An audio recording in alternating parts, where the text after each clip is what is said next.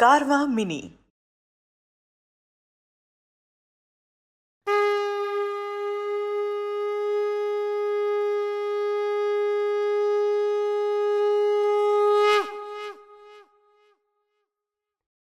Hare Krishna,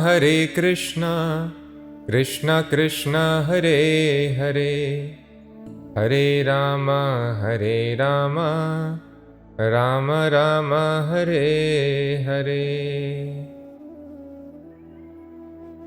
Chapter 7, Knowledge of the Absolute. Shri Bhagavan Vacha मय्यासक्तमनः Partha योगं युञ्जन्मदाश्रयः असंशयं समग्रं मां यथा ज्ञास्यसि तच्छृणु. Now hear, O son of Pritha, Arjuna, how by practicing yoga in full consciousness of me, with mind attached to me, you can know me in full, free from doubt. We saw previously Lord Krishna gave a clue to Arjuna. What is that science that you have to understand in order to become freed from the clutches of birth and death, which is the primary goal of all the spiritualists? And that Lord Krishna told is the subject matter of God. He explained, Janma karma chame divyam evam yo veti tattvataha. My birth and my activities are transcendental. They are divine. They don't follow the laws of this nature. Evam yoveti tattvataha, but a person who is able to understand the science of my birth and my activities. Tyaktva deham punarjanma naeti mameti swarjana. After leaving this body, he does not take any more such miserable material bodies, but he comes back to me and he lives his eternal spiritual life in a spiritual form. But the question is how to understand the birth and activities, this science of Krishna. So Lord Krishna explained various processes, different rungs of the yoga ladder, karma yoga, jnana yoga, dhyana yoga. But none of these processes enable a living entity to understand Krishna in perfection. That is why Lord Krishna is explaining here, now hear from me, me shrinu, the process by which you can understand me, asanshayam, without any doubt. Others may always be doubtful, they will not have clear idea. But if you follow this process, asanshayam, all the doubts about God's existence, His activities will be cleared. Samagra means in completion. So what is the process? These words are very important. Mai asakta mana partha. Mai asakta mana, mind attached to me. Mad ashraya, in full consciousness of me. Yogam yunjan. By practicing yoga in full consciousness of me, in complete surrenderance to me, and your mind should be attached to me. In this way you should engage in my service. Yogam yunjan. This is the only way of knowing Krishna in completion. That is why the great stalwart son and disciple of Maharshi Vedvyas, the author of Mahabharat, this Bhagavad Gita, he spoke this very nice verse about knowing absolute truth. He was a personality liberated from birth. And Shukdev Goswami says, Yadangri abidhyana samadhi dhautaya dhiyanu pashyanti tattvamatmanaha Vadanti hyetat kavayo yatharucham Same mukundo bhagavan prasidatam. He tells, Yad angri means the lotus feet. Avidhyana samadhi dhautaya. Samadhi means intense meditation, deep absorption on the angri, lotus feet of Krishna at every second. This is called Krishna consciousness. Yad angri abidhyana samadhi dhautaya. So when a person is in trance, in samadhi, every second he is able to think of lotus feet of Krishna within the heart. Angri specifically it is mentioned. The meditation on the form of Krishna should not begin by directly looking at his lotus face.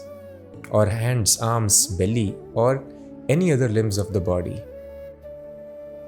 Our only problem is that we want to compete with God. Given a chance, we want to take the position of Lord. We want to become God of the world.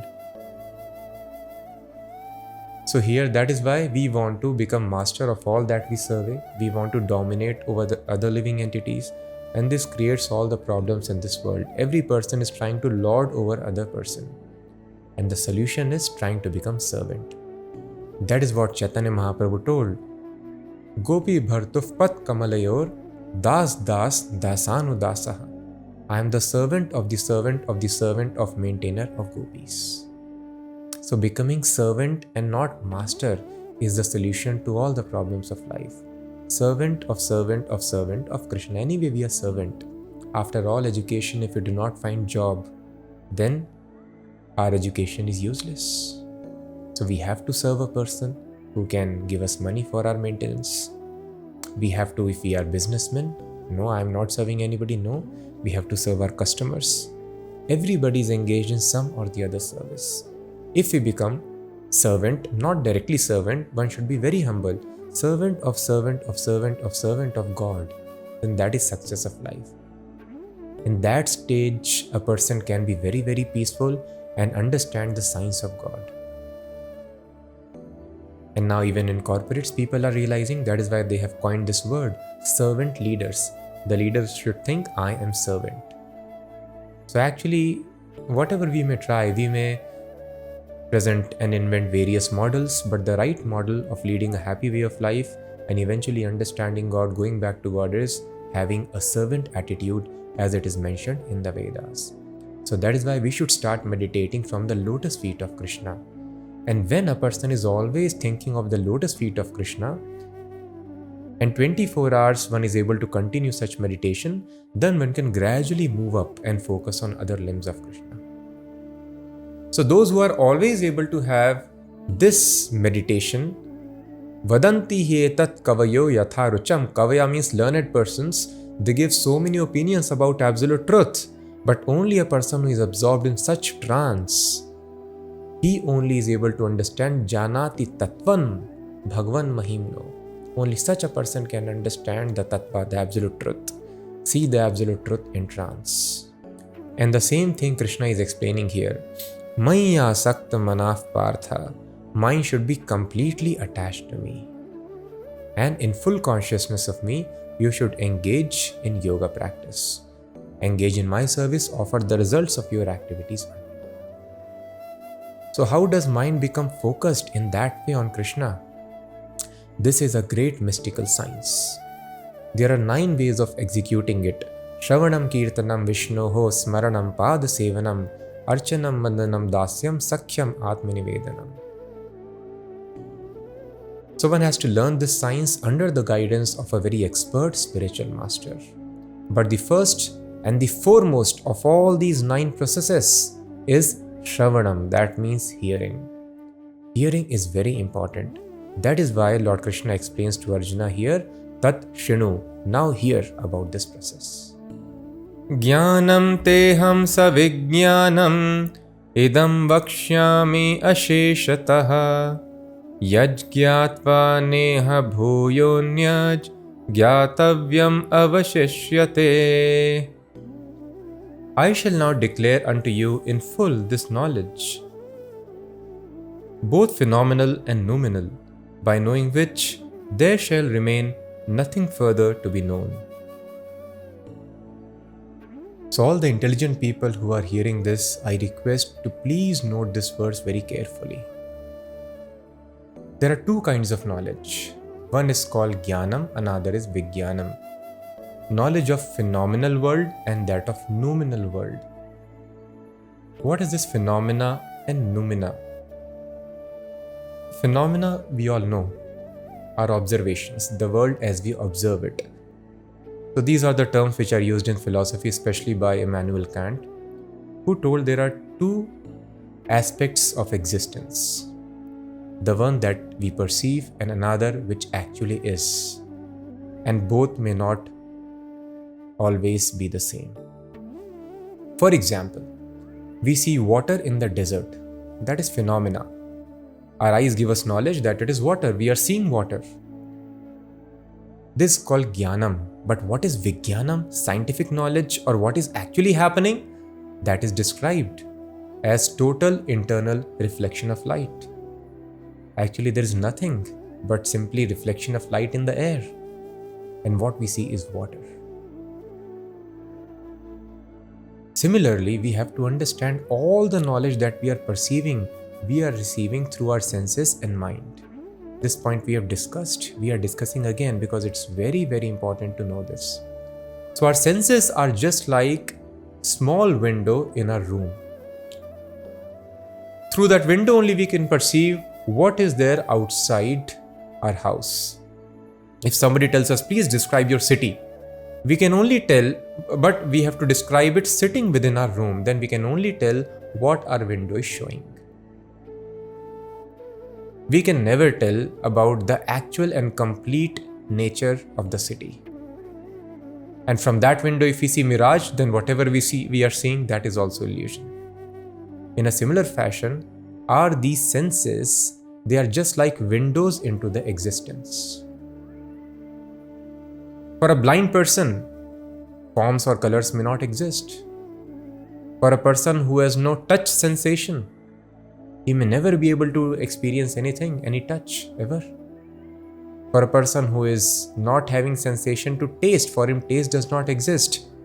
If all the senses stop working, a person is not able to see, not able to hear, not able to touch, then for such a person, the world does not exist. But this is not fact. The world is existing with all its beauty and different touch sensations, different fragrances, different tastes, different colors, beauty, but the senses are not working. So just like a person within the room should not be overconfident of his opinions, what he is perceiving through the window. At best, that is limited view of the world, and at worst, everything is illusion. From his window only, mirage is being seen. So even that is false. So thus one can never know the nature of noumenal world, what is actually happening. What is science? Science means knowing things as it is. But current science also bases its research on the knowledge acquired from these windows, these senses. So we can always tell what we are perceiving. The real nature of the things we shall never know. So how to understand the real nature of the things? So the real nature of the things we shall never know. So how do we tell the real nature of the things? There is only one way to know it. Only when the Creator gives the knowledge. See, I have manufactured your body, your mind and senses, and in this way you are perceiving the world, but this is the actual reality of the world, how I have created it. There is no other way of knowing it. And unless a person comes to the platform of knowledge, where is the question of happiness? An animal dies chasing the water in the desert, never gets the water. Similarly, we are dying chasing the ever-escaping happiness in this world, but we never get it. The situation is not much different. Animal does not question what is truth, whether that is water actually in the desert or not. Similarly, we also, if we don't question whether there is happiness in this world or not, in this petty materialism, we will also keep on dying repeatedly without attaining that happiness which actually satisfies my heart. For this, actual knowledge of truth is important. What exists and what does not exist. What is happiness and what is illusory happiness. So now Krishna will explain the knowledge of the phenomenal world, this material world as we see around us, and that of the spiritual world, the thing which sustains this material world. Manushyanam sahasreshu kaschit yatati siddhaye yatatam api siddhanam kaschin mam veti tatvataha. Out of many thousands among men, one may endeavor for perfection, and of those who have achieved perfection, hardly one knows me in truth. Manushyanam sahasreshu. So usually People also have intelligence like that of animals. Just satisfy the senses and don't bother about truth. Ignorance is bliss. Immediate satisfaction is accepted for long-term misery. So Krishna is mentioning, Manushyanam sahasreshu, out of thousands and thousands of men, kaschit, one person may try siddhaye, to make one's life perfect. Perfect means understanding that I am not this body, I am spirit soul. This is the first step of spiritual perfection, realizing one's existence different from the body. Very few people out of thousands of men endeavor for this path. And out of many people who may try to walk this path, kaschit yatati siddhaye, very few will become perfect, will be able to come to this platform of realization that I am not this body. And yatatam api siddhanam, of all those siddhas, perfected beings, kaschin veti mam tatpataha, hardly one knows me in truth. So knowing Krishna is so difficult. First of all, knowing our existence different from body is difficult, and among thousands of such people who have realized this, hardly one knows Krishna in truth. So thus, unless we take help of this knowledge where Krishna himself is describing his glories, it is impossible to understand him, and thus it is impossible to stop this process of birth and death. So let us see what is the knowledge of Krishna from the words of Lord Krishna himself.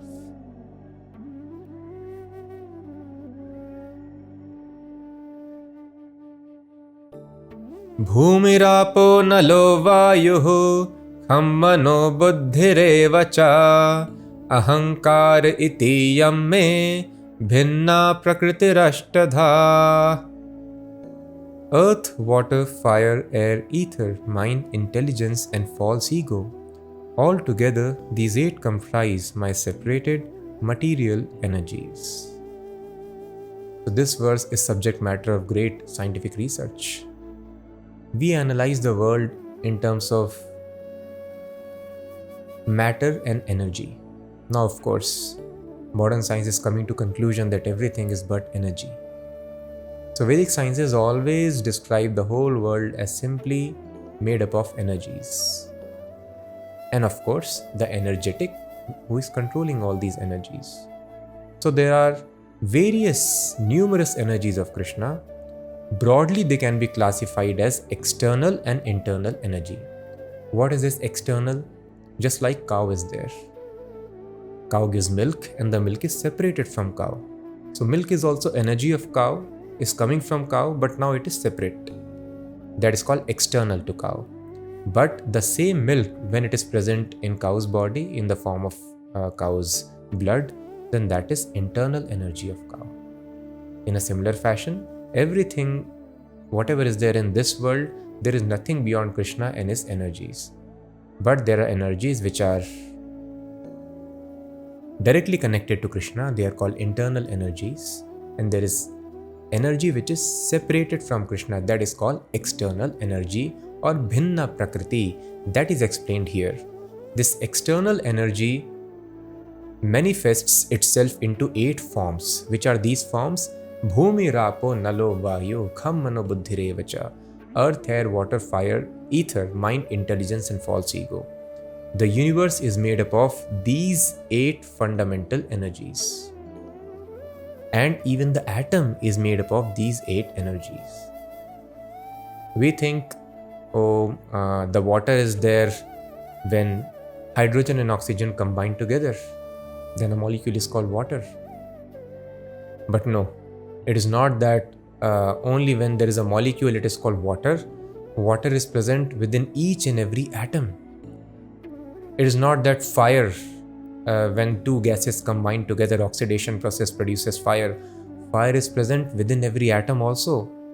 And fortunately, modern science has discovered this fire within the atom, and that is called nuclear energy.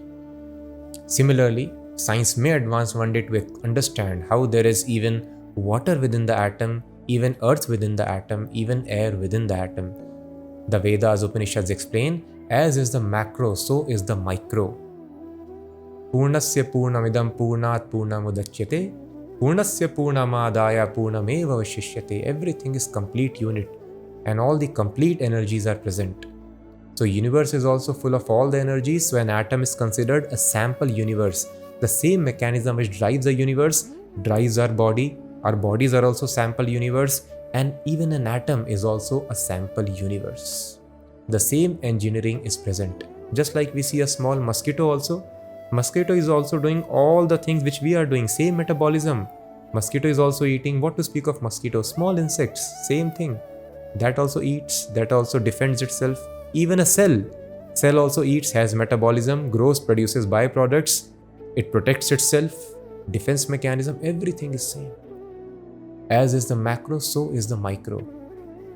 So isn't it wonderful? The same mechanism of eating, metabolism, growth, defense is present in the small body. Who has put small nuclear plants within small bugs and small insects, which are the size of a small dot? And even in microbes, who is that engineer who is so tiny, who has gone inside and designed these wonderful mechanisms? This is the wonderful creation of Krishna. So these 8 energies comprise of our universe, external energies. So this body that we have, this is composed of 5, which we are seeing, perceiving: earth, air, water, fire and sky. When death happens, then this gross body is left behind. But the soul is carried in the subtle body to the next gross body. We have got 2 bodies here. Just like we can have a waistcoat and then a coat, or a shirt and overshirt, we have the coat. Similarly, we have got 2 dresses, one is subtle, another is gross. The gross dress is changed at the time of death, but the subtle dress, it carries one from one gross body to another gross body. That is why many times people, especially children, are able to remember their past lives. If you do some research, there are enough case studies now. So why a person is able to remember the past life? Because the body is changed. It means the memory is not stored somewhere in the brain. The brain is just a via media, but it is stored in the mind. And the mind carries us to next body. Mind, intelligence, false ego. It carries a person to the next body. And only when a person is liberated, then a person drops the subtle body also. And the soul goes on to the spiritual world. But as long as soul is in the material world, mind, intelligence and false ego always carries, it is always accompanying the soul in different unlimited gross bodies.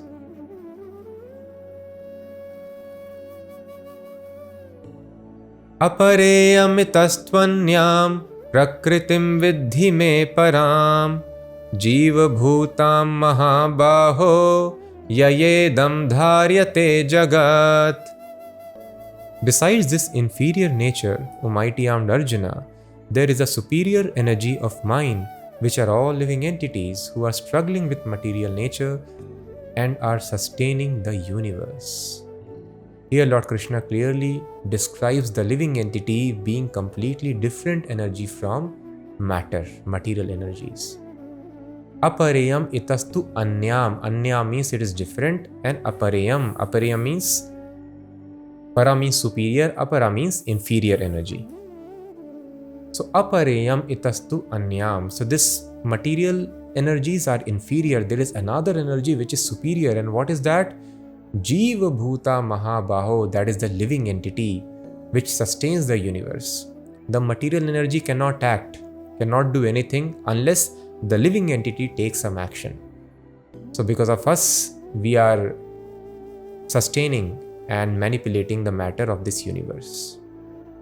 So thus, with the help of Lord Krishna, we have to understand that this consciousness that we see in this body is not the manifestation of some combination of matter. Krishna is telling, please understand the noumenal world from me.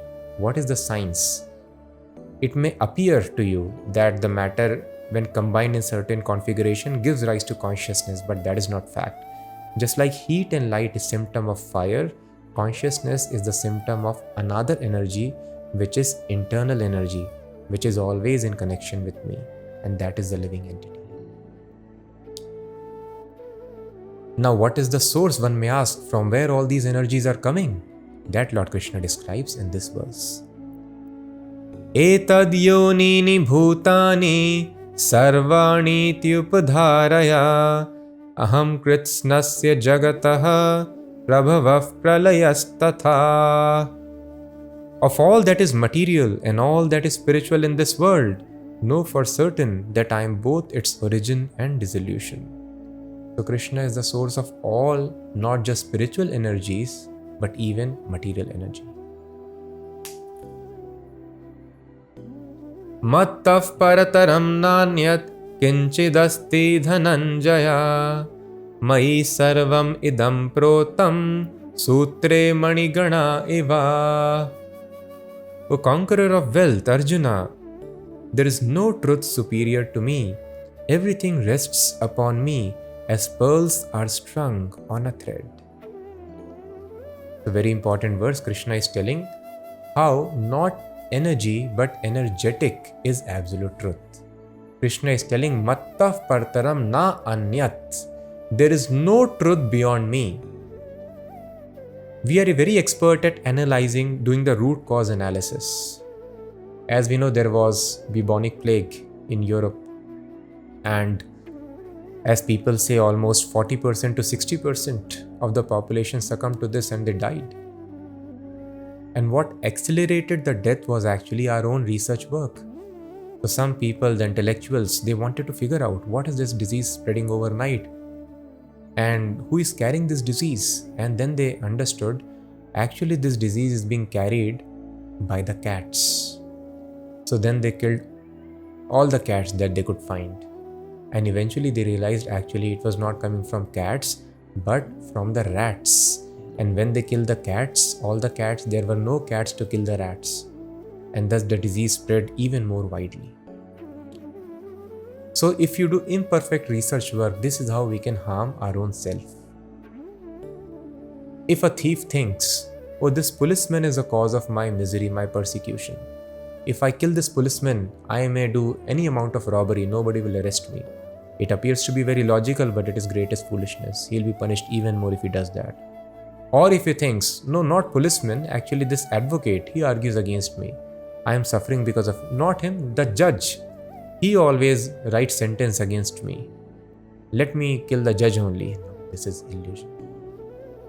Ultimately, there are some laws, and the king has established the laws. We have to understand who is the ultimate cause.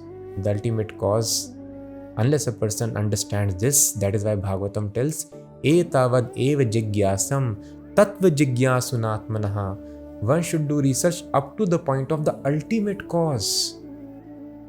If we stop at the intermediate cause, rather than helping, it will create disaster in our life. That is what is happening in the world today. Because of lack of the knowledge of absolute truth, we are thinking lack of money is the cause of my suffering. Bad governance is the cause of my suffering. Lacking some skills is the cause of my suffering. Bad people or family members are the cause of my suffering. These are not facts. The fact is, I do not know absolute truth.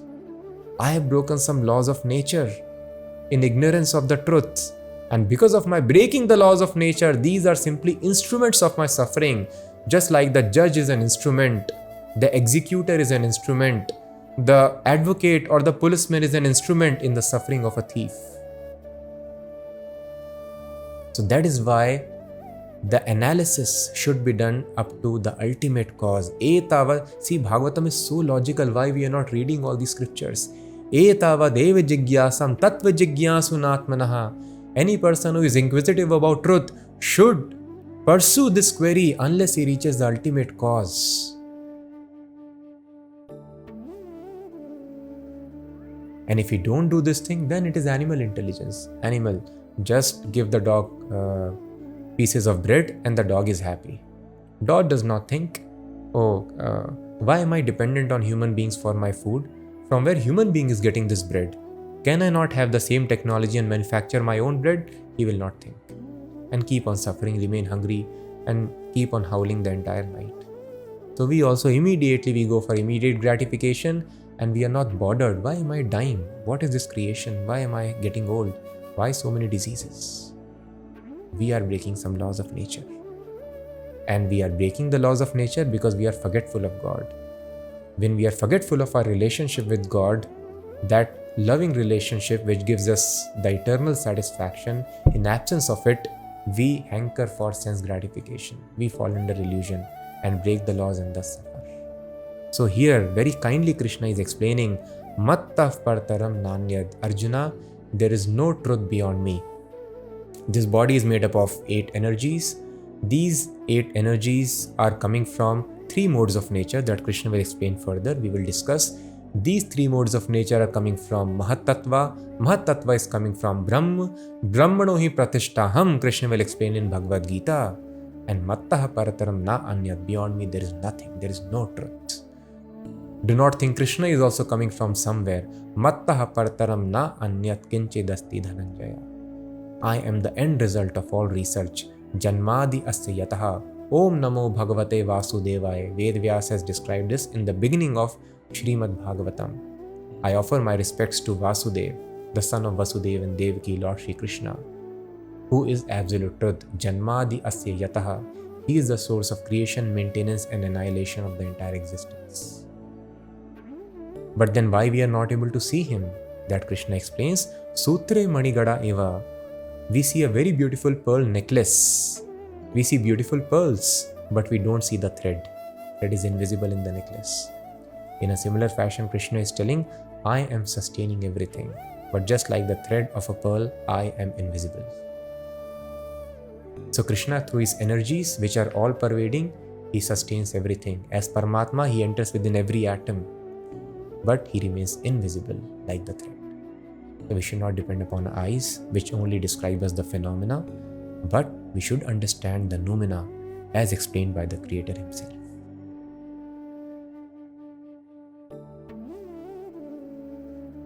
Rasoham apsu kaunteya prabhasmi shashi suryayo pranavas sarva vedeshu shabd khe paurusham rishu. O son of Kunti, I am the taste of water, the light of the sun and the moon, the syllable Om in the Vedic mantras. I am the sound in ether and ability in man.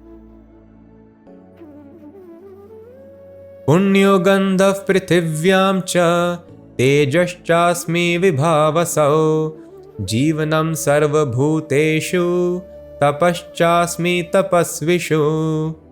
I am the original fragrance of the earth, and I am the heat in the fire. I am the life of all that lives, and I am the penances of all ascetics.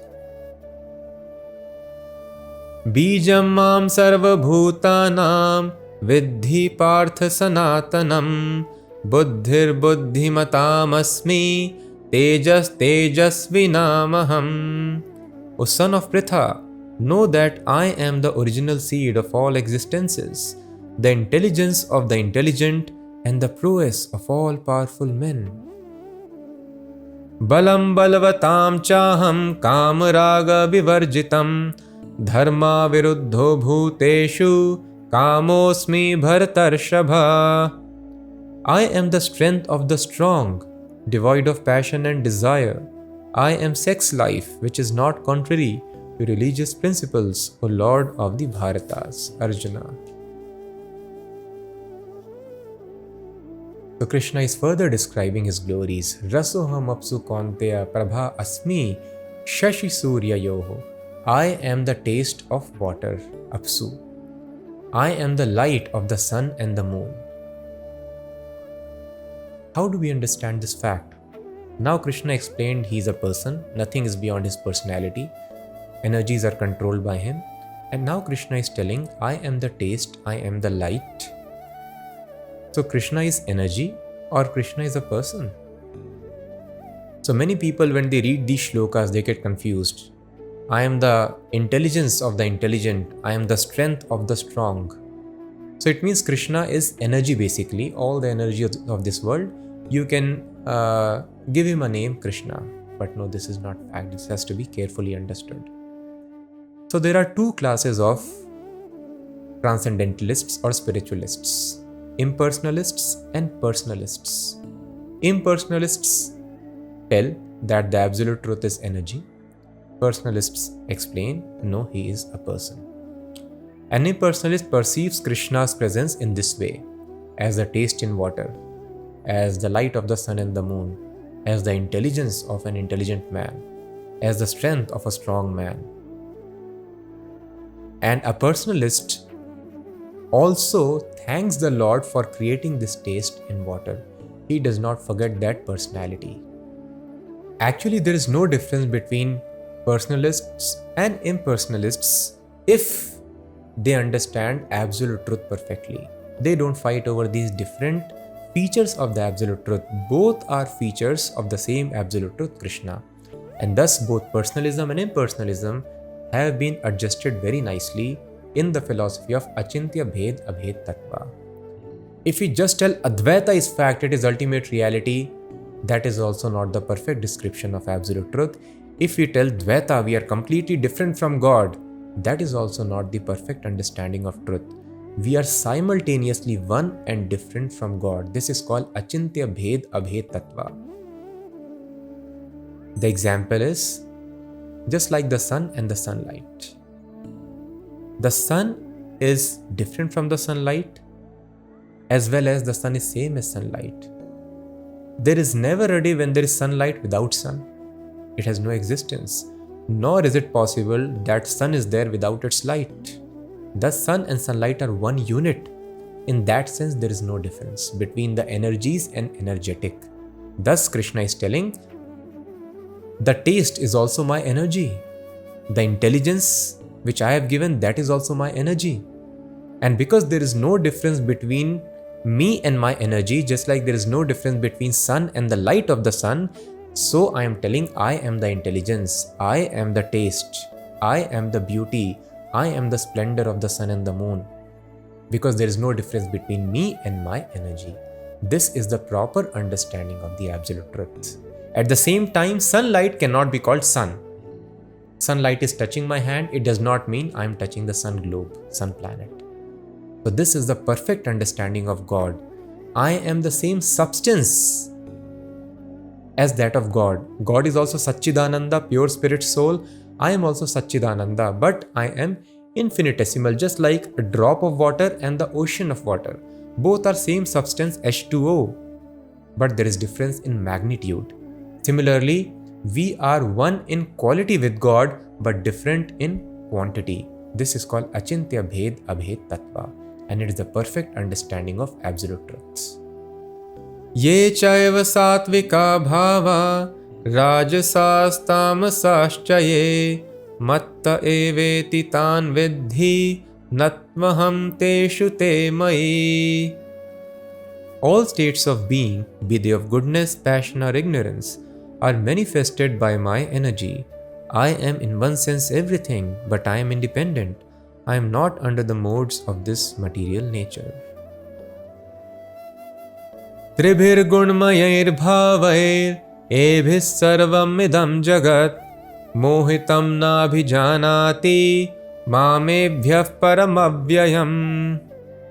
Deluded by the three modes, goodness, passion and ignorance, the whole world does not know me, who am above the modes and inexhaustible. So these 8 energies which Krishna has described as we are discussing are made up of 3 primary energies. They are called the modes of nature, called gunas in Sanskrit. Guna means quality, goodness, passion and ignorance, and guna also means rog. Sanskrit is so beautiful. So Sanskrit is telling these qualities, goodness, passion and ignorance, are also the ropes that are keeping you bound in this material world. How they are keeping us bound? If we understand a simple example, if a person is ignorant of the rules of traffic, then one is bound to suffer. He will jump the signal, meet with an accident, or there would be some fine imposition, he'll breach the speed limits and so many other things. He may not have permits, license. So that is called mode of ignorance. If the mode of ignorance is affecting us, we'll be suffering so much. And if we are conducted by mode of passion, passion means so many material desires to enjoy. A person who is passionate He might be knowing traffic laws very nicely, but the desire to enjoy forces him to drive very fast and jump the speed limits or jump the traffic signal. And he also or otherwise meets with an accident or fine. So because of mode of passion, even though a person is having some sense, he is better than the person who is ignorant completely, but still because of the sense desires, that person is called half mad. He is not able to control and act on the same platform. Thus, if you want to have platform of sanity, our senses should be completely controlled. We should not have material desires. And that is a platform of goodness. So when a person is having goodness, he is not having lust and greed, very peaceful, he knows the laws, he will drive very nicely, peacefully in the traffic. He will not meet with an accident, no imposition of any fine. But the important point to know is, why is there this car with me and where do I have to go? What is my ultimate destination? If the person in goodness also keeps on driving very happily, does not reach destination, that is failure of entire driving effort and the process. So the most important reason for which we have an automobile is to reach our destination and fulfill our purpose. But if a person is simply in goodness, it means he has knowledge, but he is very happily driving. Now because he is happy, he thinks, I know everything, I need not know anything, I need not inquire about the goal. Such is the situation of the Brahmanas. Brahmanas are very peaceful because their senses are controlled. And they think, now because I am peaceful, I have all knowledge. There is nothing beyond Brahma, nothing beyond this impersonal energy. They don't understand what is the goal of this life. And what to speak of people who are driven by passion, so many material desires, they keep on suffering because of uncontrolled mind and senses. And what to speak of people who are like animals or animals who are completely in ignorance, who do not know anything about this world.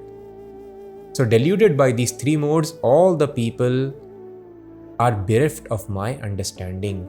Mohitam, they are illusioned. Na abhijanati, they do not know me. Mam ebhya param avyayam, who am above these modes. So Krishna's body, Krishna's form is not made up of these three energies. Our bodies are made up of these three energies. Just like the director of the movie, you will not find on the screen. He's sitting beyond, he's the director. Similarly, the director of these three modes, you will not find him in this world which is made up of three modes. You will find him beyond, in a different world which is called the spiritual world.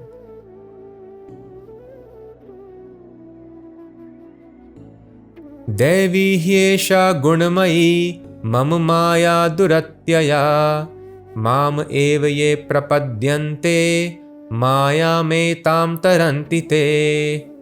This divine energy of mind, consisting of the three modes of material nature, is difficult to overcome, but those who have surrendered unto me can easily cross beyond it. So the material energy is imposing punishments upon us, and material energy is simply an instrument. We in ignorance or passion break the laws of nature, so the reaction comes to us in the form of material suffering. Now, without abiding by the laws of the government, or the laws of Krishna, the Supreme Personality, we don't want to read the scriptures, don't want to understand what is right and what is wrong. Simply by our research work, we want to control matter. Krishna is telling it will be utter failure. And that is what is happening with us. We are working very, very hard to become happy, but only distress is increasing. This proves this statement, Mam Maya Duratyaya. My material energy is very difficult to overcome. So material energy is working under direction of Krishna. So just like a thief, if he wants to arm twist the policeman, he will not be successful. Police is a mighty force. You may defeat one policeman, 10 more or 100 will come, army will come to arrest you. That is the arrangement of king. Similarly, arrangement of Krishna is very perfect. If we break laws of nature simply by doing some arm twisting of the material nature, oh, this sun is very hot, I will have air conditioners. Different problem will come. Global warming will happen. The entire planet will be burnt up. So we will not be able to avoid miseries in our life. To avoid miseries, Krishna tells the solution is Mam evya prapadyante. If you surrender unto me, Maya metam tarantite. You cross over this material energy. Maya also means illusion.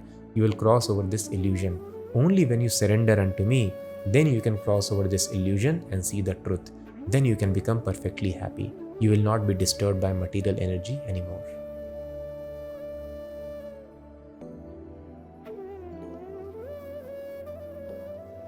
But 4 kinds of people are not able to surrender to Krishna. Which are these 4 kinds? Whether we fall in one of these categories, let us explore. Namam dushkritino mudha prapadyante naradhamah mayaya paritagnyana asuram bhavamashritah. Those miscreants who are grossly foolish, lowest among mankind, whose knowledge is stolen by illusion, and who partake of the atheistic nature of demons, do not surrender unto me. So some people will always keep on suffering in this world. They will not be able to surrender unto Krishna. First category is Mudha. Mudha means an ass. An ass carries lot of load. Traditionally, the washermen would pile up loads of clothes on the back of an ass. An ass will very dutifully carry the loads of clothes just for a morsel of grass. An ass is not able to think, why am I working so hard? The same path that I tread every day, on either side, I have lot of grass. I can just go there, roam and eat as much as I want. But this sense does not awaken in ass. That is why ass is called an ass, Mudha, foolish. He will work so hard thinking, if I do not work so hard, then I will not be able to eat and maintain myself. Grass can only come from washermen. Otherwise, I will starve. This is ignorance. Similarly, those people who work very hard to enjoy all the results of their activities, they do not want to offer the results of their work, partake a part of their results with God, they are called mudhas. Such people often tell, oh, I do not have time to understand Bhagavad Gita. So many people who give such reasons because they are so busy to produce more and more results, they want to enjoy everything for themselves, and they always complain of lack of time. Such hardworking people, they cannot surrender to Krishna. Second category is Namam dushkritino mudha prapadyante naradhama, nar adham, lowest of the mankind. So those people who are not advanced in civilization, not advanced in social regulations, economic development, or religion, they are called uncivilized people, the tribals. And even though a person is very advanced socially or economically, but not advanced in terms of religion, they are also called naradhama. This is a version of the Vedas. They are telling, dharmena hina pashubhi samanaha, ahar nidra bhay maithunam evaja. Eating, mating, sleeping, defending, these are common pillars between men and animals. The difference is dharma, the instructions given by God. If a person does not follow dharma, then he is animal. Animal is helplessly controlled by the laws of nature. Next life is fixed, what it is going to become. And if a person does not follow dharma, he or she will also be helplessly, always they will be helpless in their lives, will be controlled by the laws of nature. And thus naradhama, because they are completely helpless like animals, these people also will not be able to surrender to Krishna. So thus following religion and having a civilized life, regulated life is very important. Third category is Mayaya Aparita Jnana. So these people have knowledge, intelligence, but their intelligence is stolen away by the illusory energy of Krishna. These class of people are very, very learned, very intelligent, very scholarly, and they would write commentaries also on Bhagavad Gita. But because they are miscreants, dushkritina, they are sinful, their intelligence is taken away. Just like the person who is who is a miscreant, who creates trouble, madmen, they are given tranquilizers. They become ignorant of the reality, because if they are conscious of the reality, they will create troubles for others and for themselves. So they are put into illusion, you sleep. So thus Maya, because these people are miscreants, dushkritina, they are breaking the laws of nature by their sinful activities, they are also, their intelligence is taken away and they are also put into bewilderment and they cannot surrender to Krishna. And the last category is Asuram Bhavam Ashritaha, who are proclaimed atheists. Some people openly declare, I don't believe in God, I don't follow all these things. They obviously cannot surrender. So these people, because they are dushkritina, they are not able to surrender to Krishna. So having a life free from all the sins, not breaking laws of nature, is very important to surrender to Krishna. And there are 4 classes of people who are able to surrender. Who are these people? That Krishna explains next. Chaturvidha bhajante mam jana sukritino arjuna arto jigyasur artharthi jnani cha bharatarshabha. O best among the Bharatas, 4 kinds of pious men render devotional service unto me: the distressed, the desirer of wealth, the inquisitive, and he who is searching for the knowledge of the Absolute. So Sukriti is very important to come to God. The illusory energy of Krishna, Goddess Durga, Maya Devi, does not allow miscreants, criminals to approach God. They will create birth disturbance. So those people who have pious backgrounds, who follow the laws of nature, the religion, they are called Sukritina. And these people, sometimes when they are Arth means they are in distress, they surrender unto God. And also, second category is Artharthi. When we are desirous of material achievements, give me success, material wealth, success in some examination, or a good job, or good life partner, these people also go to God, approach God. When we are hungry, oh God, give us our daily bread. So those people who are in distress, those people who have material desires, if they are Sukritina, they approach God, surrender to God. But these 2 categories are not very mature. They may deviate from the path of God realization at any time. When they become little happy or the material desires are fulfilled, or if they are frustrated, they may go away. But next 2 categories, they are important. They stick to this process. Next, third category is Jigyasu. Some people, they become frustrated from these material affairs. Oh, I have got success also, sometimes I have not got success also, but the satisfaction is not there. There is frustration in life. In this frustration, they become inquisitive. So let me understand, what is this Bhagavad Gita? Who is God? What is this world? What is real happiness? So these inquisitive souls also, if they are Sukritina, they surrender unto God. And the most advanced category is Jnani, philosopher, one who is searching after absolute truths. They also surrender to Krishna. Tesham jnani nitya yukta ek bhaktir vishishyate priyo hi jnani no atyartham aham sacha mama priyaha.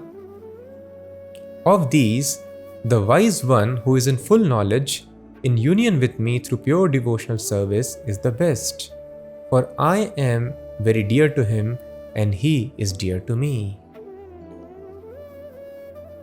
Udara sarva evaite jnani tvatmaiva me matam asitas sahi yuktatma mameva nuttamam gatim. All these devotees are undoubtedly magnanimous souls, but he who is situated in knowledge of me, I consider verily to dwell in me. Being engaged in my transcendental service, he attains me. Here Krishna is telling all these are magnanimous souls, anybody who is approaching Krishna for any reason. But among them, the person who has knowledge of Krishna, and in this way one engages in the service of Krishna, he is most dear to Krishna. So thus it is important that we execute devotional service.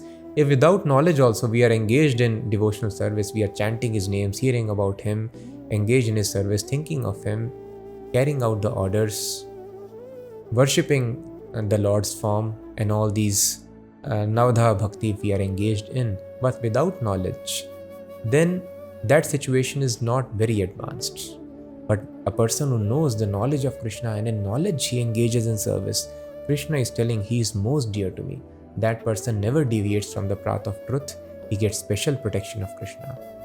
So when the yoga process, devotional service is executed in knowledge, advancement is very, very swift. Thus, we should be very enthusiastic to get the knowledge from the scriptures like Bhagavad Gita, Srimad Bhagavatam, Upanishads, and all the other wonderful Vedic literatures. Bahunam janmanamante jnanavan mam prapadyate vasudevas sarvam iti samahatma sudurlabha. So it is not easy to come to this point. Now Krishna is not telling here, a jnani is very dear to me. No, not a jnani. A jnani does not know about Krishna. Here Krishna explains, Bahunam janmanamante jnanavan mam prapadyante. After many, many births, a jnani, a person who is seeking knowledge, he surrenders unto me.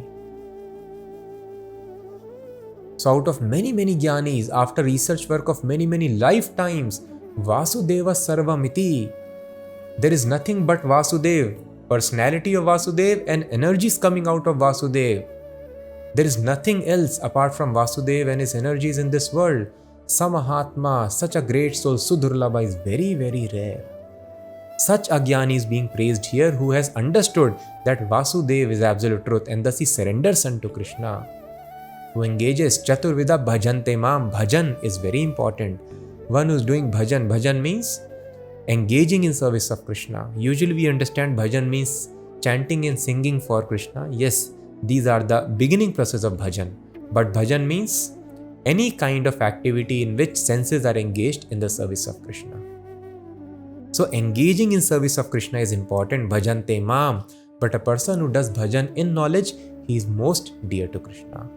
But such a platform is to be attained after many, many births of research work. Bahunam janmanamante. But if one is fortunate, he can directly receive this knowledge from Krishna and thus shorten this research work of many, many births. Either you research and find out the answers, or you understand from the Creator himself. The second process is very quick and perfect.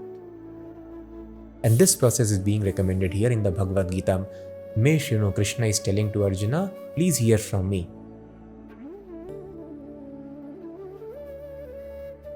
Now Krishna has described the wise person surrenders unto Krishna. Some people who are not wise, who do not surrender, their situation is explained here. Kamaistai ritagyana prapadyante anya devatah tam niyamamasthaya prakritya niyata svaya. Those whose minds are distorted by material desires surrender unto demigods and follow the particular rules and regulations of worship according to their own natures. So many people tell that you can worship any form, any Devi, Devata, any demigod or goddesses. The result would be the same. Here Krishna is telling, no, these people do not even read Bhagavad Gita, it seems, because in Bhagavad Gita it is mentioned, Anya Devataha, those people, Prapadyante, those who surrender to other Devata, demigods or goddesses, Ritagyana, their intelligence also has been stolen away by Kamai, by their lusty desires. Usually if we analyze why people approach various demigods and goddesses, especially in India, people are, you'll find varieties of worship. And some people think, oh, Indians means they will worship, or those people who follow Sanatan Dharma, they have many gods. God is not one for them. No, God is always one. But God also has many, many ministers who support him in carrying out the universal affairs. And they have been given unique charges, the department of controlling fire, air, the supplies of grains. So like this, there are various demigods for it. So when we have various desires, like those people who want to become very learned, they surrender unto and worship Goddess Saraswati. Those people who want to get material opulences, they surrender unto Lord Shiva or Goddess Durga. Those who want beautiful wife, they go to Goddess Uma or Brahma. Like these descriptions are there. So you approach particular demigod if you want to have nice benefits. You want good health, you worship sun god. Like this, different kinds of worships are given. So people surrender to other devatas when there is some material desire in the mind. But Krishna is telling, Kama istha rita jnana. Their intelligence is stolen away. These people are not considered very wise. And as per their own natures, as per our nature, we are certain. Just like a small child desires chocolate, then he can go to a chocolate shop. Child is not intelligent. Similarly, as per the nature of their body, they have some particular desires. And thus they are directed to various demigods. Yo yo yam yam tanum bhaktaha shraddhayarchitum ichhati tasya tasya chalam shraddham tam eva vidadhamyaham. So this is important. I am in everyone's heart as a super soul. As soon as one desires to worship the demigods, I make his faith steady so that he can devote himself to some particular deity. So Krishna is telling, how do people get faith in some demigods? Because God is so kind. If we have material desires, He is sitting in our heart as super soul Paramatma. He directs us to particular devata and makes our faith very steady. So faith or faithlessness both come from Krishna. If you want to become forgetful of God and want to enjoy this material world, Krishna will create faithlessness in him. And if we are determined, I want to know what is truth, what is this creation, what is purpose, then Krishna will inspire faith and right direction from the heart. So Krishna is telling, I only make their faith steady in other devatas. Devatas do not have this capacity to instill this faith and give directions. Sataya shraddhaya yuktas tasya radhanamihate labhate cha tatah kaman mayaiva vihitan hitan. Endowed with such a faith, he seeks favor of a particular demigod and obtains his desires. But in actuality, these benefits are bestowed by me alone. So such a person is able to attain what he wants by worshipping particular demigod. But Krishna is telling, actually, I am only giving. He does not know this. They are ministers. Actually, king is supplying everything through his ministers to the subjects. Thus, it is Krishna's arrangement only. So whenever there is any supply, it may come through any vendor, it may come through parents, it may come through our pets. Whatever is coming to us, any help, any supply, actually, God is doing that, either through men, animals, or demigods.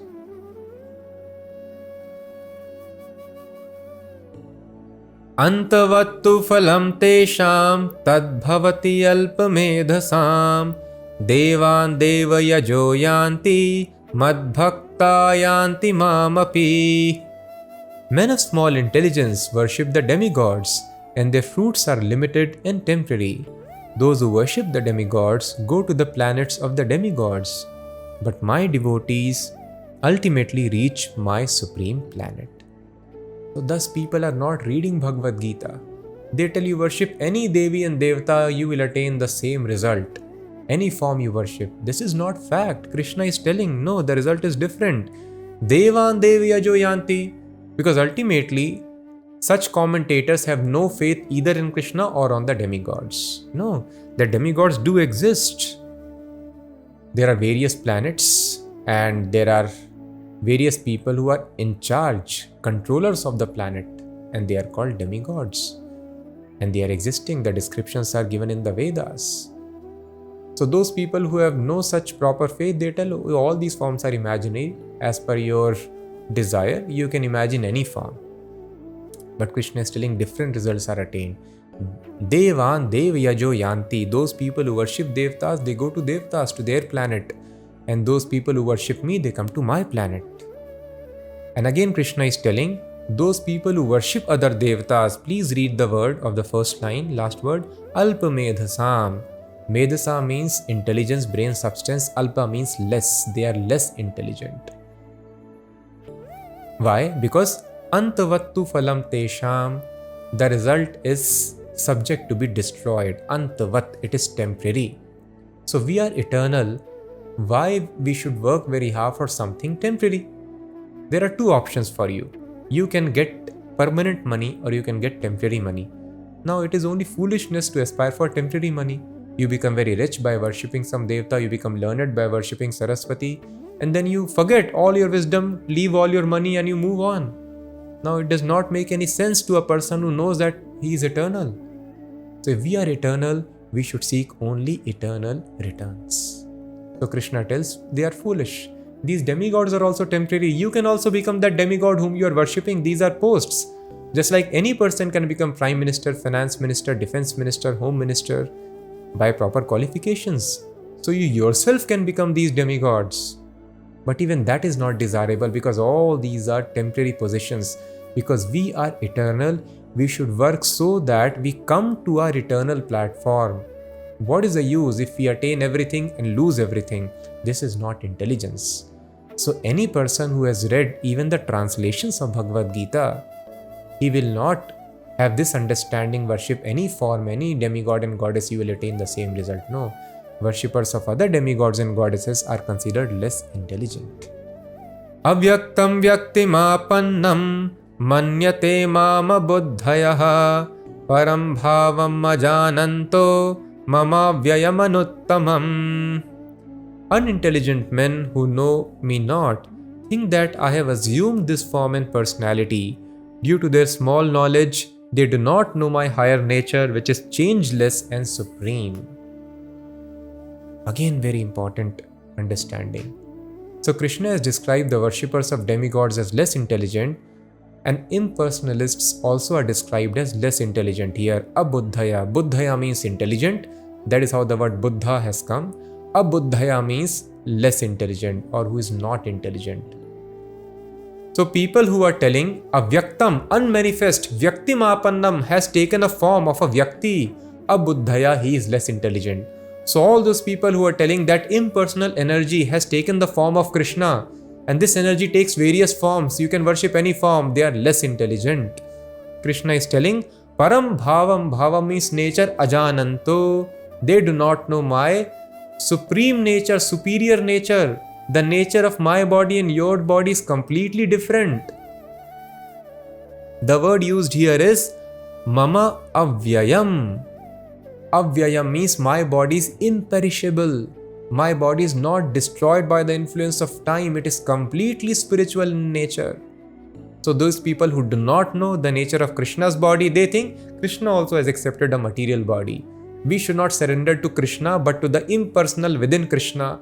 These are all not proper understandings. Please read carefully. If we know basic, even Hindi, we can understand or Tamil or other languages. Very simple. Avyaktam vyaktim apannam. Avyakt is unmanifest. Vyaktim means person. Apannam has assumed this form. Manyate mam. Those people who think of me, they are abuddhaya, less intelligent. Avyayam, my body is imperishable. There is no vyaya.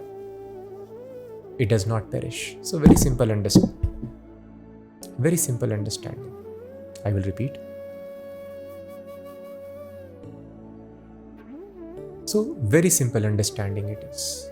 So we should read these instructions very carefully, scrutinizingly, and thus everything will be clear in spiritual life.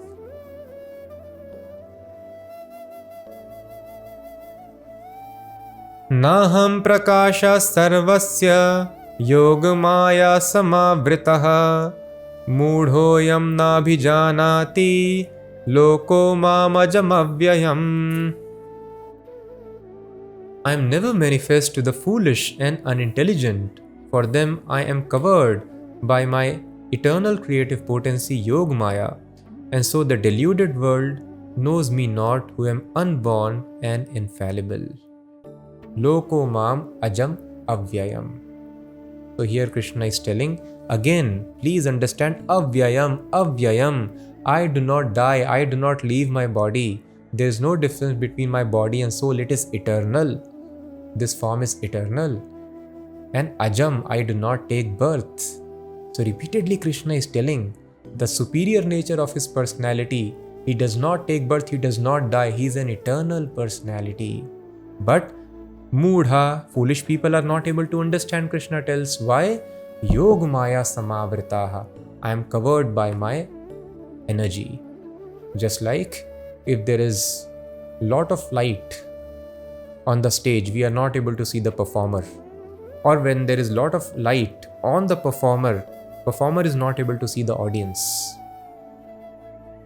So similarly, Krishna has got multifarious energies emanating from him, and one of them is Yogamaya, which covers Krishna from the foolish and ignorant people, and thus they are not able to understand Krishna. Vedaham samatitani vartamanani charjuna bhavishyani cha bhutani mam tu vedana kaschana. O Arjuna, as the Supreme Personality of Godhead, I know everything that has happened in the past, all that is happening in the present, and all things that are yet to come. I also know all living entities, but me no one knows. So here Krishna is telling again the different nature of his personality. He is different from ordinary living entities. No ordinary person can know one's past, present, what is happening, or the future life. But Krishna knows all these things. But Krishna is telling, Mam tu vedana kaschana, me no one knows. Ichha dvesha samuthena dvandva mohena bharata sarva bhutani sammoham sarge yanti parantapa. O scion of Bharat, Arjuna, O conqueror of the foe, all living entities are born into delusion, overcome by the dualities of desire and hate. Ichha dvesha samuthena dvandva mohena bharata. So people are overcome by the dualities of desire and hate. Original duality is we desire to become one with God and we hate to serve God. This is the beginning of one's conditional life of material existence.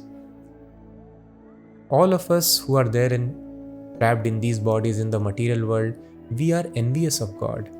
That is why when it is described here, we are servants of God, we are subordinates, we sometimes rebel. What kind of God is Krishna? He is telling us to serve him. But we don't rebel when a nice company gives us a job offer. We are willing to become servants of any other person of this mundane material world simply for some money. And we share on social media, see, I've got this nice job. Arey, what you are? You are going to become servant of that person. But here I am very happy. Similarly, we are serving our family members. We serve our parents always. We give them all respects. Do we rebel? Oh, why we should give you respect? You should give me respect.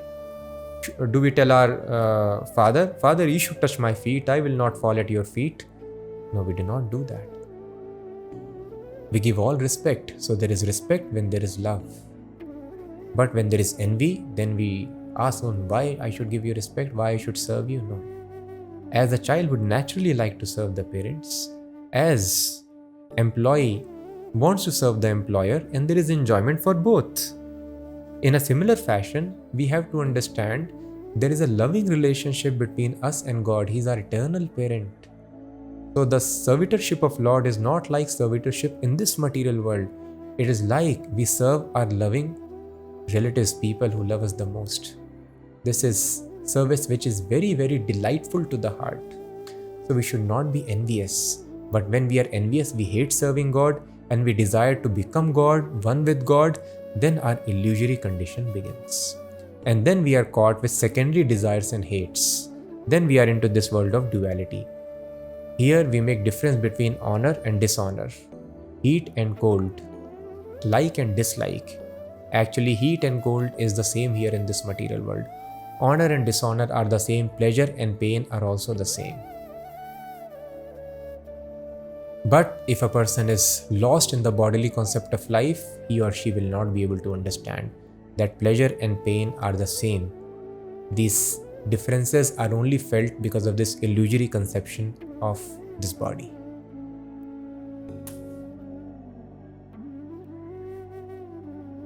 Yesham tu antagatam papam jananam punya karmanam te dvandva moha nirmukta bhajante mam dridvrataha.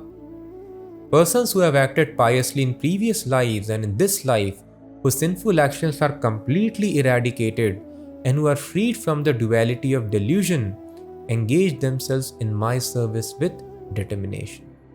So this is important. Krishna tells everybody is born into delusion, but yesham tu antagatam papam, those who are able to get freed from all the sinful reactions of the past, antagatam papam, jananam punya karmanam, and they are avowedly engaged only in pious activities in previous lives and in this life. When the sinful actions are completely stopped, te dvandva moha nirmukta, they become freed from all dualities and confusion. Bhajante mam dridhavrita, such a person can bhajante, engage in my bhajan, my service with dridhavrita. So any person who is not doing bhajan of Krishna, they may be jnanis, philosophers or yogis, we have to understand they are not yet freed from the sinful reactions of the previous lives. Otherwise, with dridhavrita, with great determination, they will be doing bhajan as it is mentioned here. So a person who is doing bhajan, he is considered the most pure, more purer than an Ashtanga yogi, more purer than a Jnana yogi, more purer than a Karmi. But important word used here is Dvandva Moha Nirmukta. The confusions, the dualities will be nullified only when we are freed from the sinful actions. So we should be very eager to understand Karmano hi api bodhavyam cha vikarmanaha. What is sinful and what is pious? What is right and what is wrong? And even though we know what is wrong, first of all, we do not know. The Shastras are explaining, at least don't commit these 4 kinds of sinful activities which are the pillars of all other sins. Which are these? Striya Suna Dyuti Pana Yatra Papas Chaturvidha. The Vedas describe these are the 4 great papas, adharmas, sinful activities. Killing other living entities or meat eating, that is called Suna. This is the biggest sin. A person who is giving so much harm to other living entities cannot understand God, will suffer life after life. Dyuti, gambling. Pana, intoxication. And illicit sex. These are the pillars of sinful life. Unfortunately, we have made them pillars of our enjoyment. But we see where is enjoyment? In the long term, there is only suffering. If we are following these 4 principles very nicely, no meat eating, no animal killing, no intoxication, no gambling, no illicit sex, automatically we'll become happy in our lives. And in that happy, jolly mood, we execute the principles mentioned in this book, then we will realize God without any failure. And then there will be no dualities in life. Heat and cold, pain and pleasure will be undisturbed by all of them. So this is very advanced stage, but it is shown by great many spiritualists like Prahlad Maharaj. Prahlad Maharaj was given poison, but poison did not affect him. And he was kept in middle of so many snakes. He was thrown from the mountain cliff. He was made to sit among the hailstorms. Nothing affected him. Heat and cold is all the same. This very advanced stage. The changes of matter is not affecting at all. But this Bhakti Yoga process is so wonderful that even a neophyte, a beginner can experience such a platform. So usually we think pleasure is good and pain is not good, but actually both are same. If a person is not having knowledge of Krishna, then pain is bad. If a person gets pain and the person is dushkritina, he'll become atheist. God is giving me pain, God is bad man.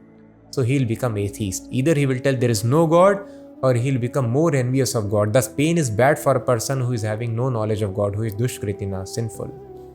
And pleasure is also bad for such a person, because such a person will simply enjoy the pleasures and he will think, who cares about God? What is the need of having God in life when I am having so much of pleasure?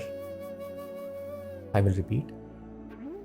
And the pleasure is also bad, because if a person is having material pleasures, he will think, what is the need of God? Anyway, life is happy, let me enjoy. And then he does not know in the long term there would be miseries. Birth, death, old age, disease, for this temporary immediate gratification person will have to undergo. Thus, pain and pleasure both are impediments in ultimate happiness if the person is dushkriti. Thus, pleasure and pain both are same. And if the person knows absolute truth, then again pain and pleasure are both the same. If the person is having objects of sense enjoyment, he uses them in the service of Krishna, wealth used in the service of Krishna, power in the society used to make people devotees of Krishna, spread this knowledge, influence used to spread this knowledge, good kind family members, he takes their help to engage in the service of Krishna, engages them in the service of Krishna.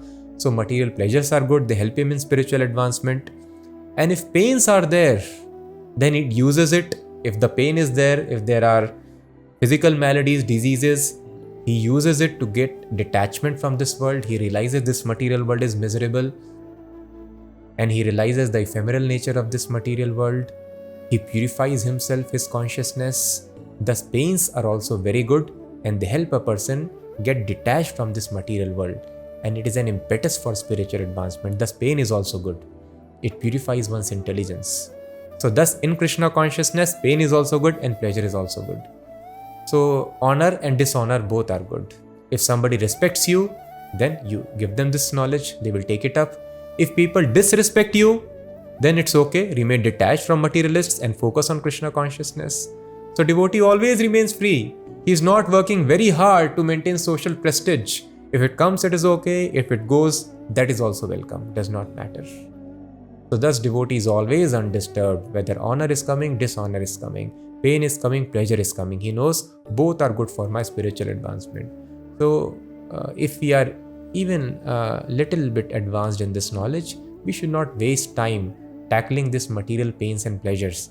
We should understand the art of using both pains and pleasures in the service of Krishna, thus always remain aloof, and thus become free from duality. Thus, just imagine, Bhakti Yoga is so wonderful. In advanced stage, anyway, heat and cold, nectar and poison is all same. It is all nectar for a devotee. Vishwam Purnam Sukhayate. Whole world is full of happiness. But even in the beginning, devotee is unaffected by these dualities. So this very extraordinary consciousness is offered to a Bhakti Yogi. Jara Marana Mokshaya Mam Ashritya Yatanti Te Te Brahma Tadvidu Kritsnam Adhyatmam Karma Chakhilam. Intelligent persons who are endeavoring for liberation from old age and death take refuge in me in devotional service. They are actually Brahma because they entirely know everything about transcendental and fruitive activities.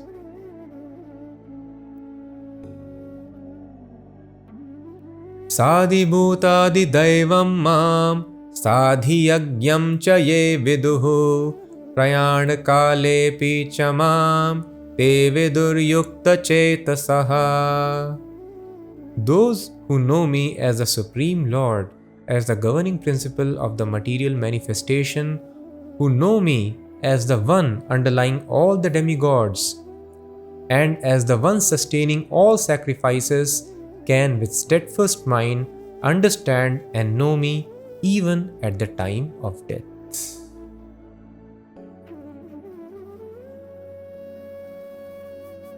So everyone has intelligence. Intelligence begins from how I can become happy, how I can get resources for my happiness. And beyond petty materialism of arm twisting the material nature, inventing ways to lord over nature, when people are advanced, they are able to understand Adhibhutam Adhidevam, the principles of underlying the management of the universal affairs, the demigods. And thus they understand, oh, actually by worshipping demigods, I can be actually opulent in material resources. And they start worshipping demigods. That is better intelligence. But more advanced intelligence is when a person thinks, why this arrangement is there? That if I desire something, one demigod has been given charge of fulfilling my desires. Why somebody has planned to fulfill my desires? Why do I have these desires in the first place? Who has created these desires within me? And who has created this arrangement of fulfillment of their desires? Who is the ultimate designer? And what is the purpose behind this design? When a person reaches this level of inquiry, that is perfection of human intelligence. And then it is told here, when a person understands Adi Bhutam Adi Devam Mam, that I am the underlying principle of all material manifestation, the entire material, I will repeat, the entire material arrangement that we see around us, there is man and there is woman, they both complement each other, and thus by reproduction, the world population, automatically it is sustained, the ecosystem is sustained, we need oxygen, then the plants are giving us oxygen, and plants need carbon dioxide, we are giving carbon dioxide to them. Nice symbiotic arrangement is there. The child is nourished very nicely in the womb of the mother, and such wonderful arrangement. Who has done Adi Bhutam? I am the person who is doing this. Wonderful laws of gravitation, thermodynamics, and quantum mechanics. Who is the person behind all of these arrangements and laws? When a person understands Krishna is behind all these wonderful material arrangements and laws, when he understands he is the sustainer of all these demigods, when a person knows that Krishna is the ultimate object of all sacrifices, I do yajna and my necessities are fulfilled. Krishna is sustaining this wonderful cycle of yajna. Krishna is the sustaining principle of everything in this existence. Then such a person surrenders to Krishna, and he can know Krishna even at the time of death, and thus he attains Krishna in the next life without fail. So this is the beginning of this most profound process of Bhakti Yoga. And the conclusion of this chapter is concentration of the mind upon Krishna. Maya Saktamana Partha. This is the way to understand Krishna. Now, how this path can be traversed and more details and science about this process, Krishna will explain in the coming chapters. So now the most important segment of Bhagavad Gita has begun. So please do not miss hearing the forthcoming chapters. Thank you so much for staying so long with us, hearing 7 chapters. Very soon we'll be discussing chapter number 8. Hope to see you always chanting Hare Krishna Mahamantra. That is the way of keeping away all the sinful tendencies and always maintaining spiritual consciousness. So please always chant Hare Krishna and be happy. See you soon again. Hare Krishna.